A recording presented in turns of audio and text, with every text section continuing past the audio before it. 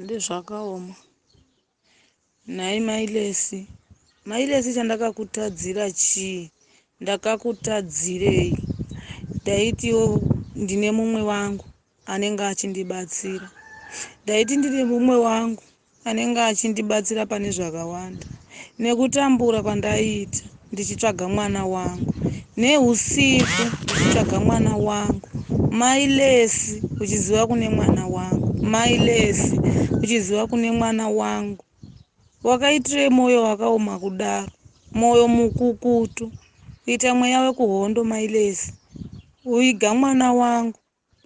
Kudya mwana wangu nabamukuru. Mailesi. Kupiwa mari ukatenga huku. Uchinyatsodya huku uchiguta. Uchiziva kuti iropa ratapiwa. Mailesi. Wakandibaya panorwadza. Wakandibaya panyama neti.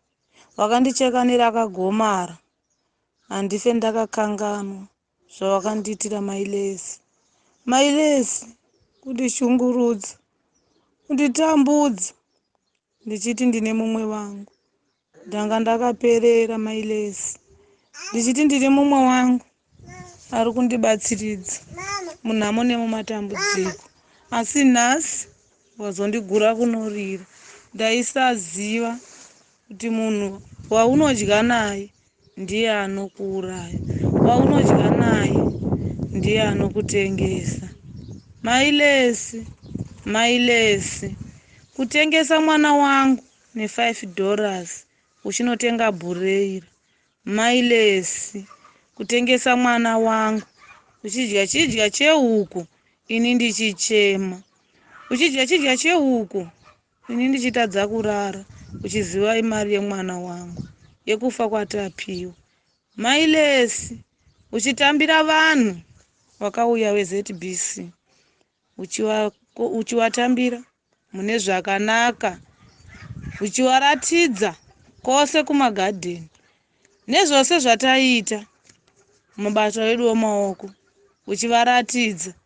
Mailesi, uchiziva hako ndiwe nyakutanga kutengesa mwana wangu uchidya bhureira. Ndakazosara ndomuka kuseni Mailesi, mwoyo usiri panzvimbo nekuda kwemwana wangu. Iwe uchiziva kune mwana wangu. Uchitoya kundibvunza Mailesi, mwana awanikwa here? Ndikati kwete. Waiziva zvako mwana wanyudza Mailesi.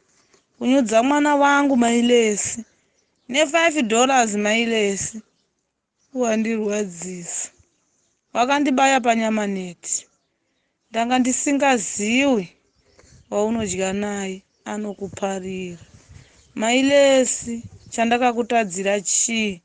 Chakapa urege kundiudzawo kune mwana wangu. Chakakupa kurega kundiudzawo waenda tapiwa.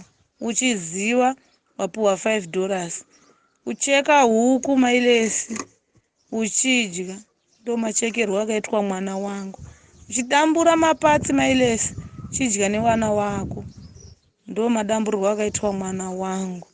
Nazvino Mailesi, nekune musoro wemwana wangu, mapatsi emwana wangu, maoko emwana wangu, ndiri kukumbirawo Mailesi. Wandishungurudza. Ndanga ndisingazive uri nyoka. Ndanga ndisingazive ndiwe mhandu yangu. Mailesi, ndiwe wekutanga kundiurayira mwana wangu. Ndatenda hangu. Mwari wakuitire zvakanaka. Wakadya nyama yehuku inova yesimba neropa ratapiwa. Hazvina mhosva. Chiburitsai zvinhu zvemwana wangu. Ndionewo kuzorora. Handina zororo.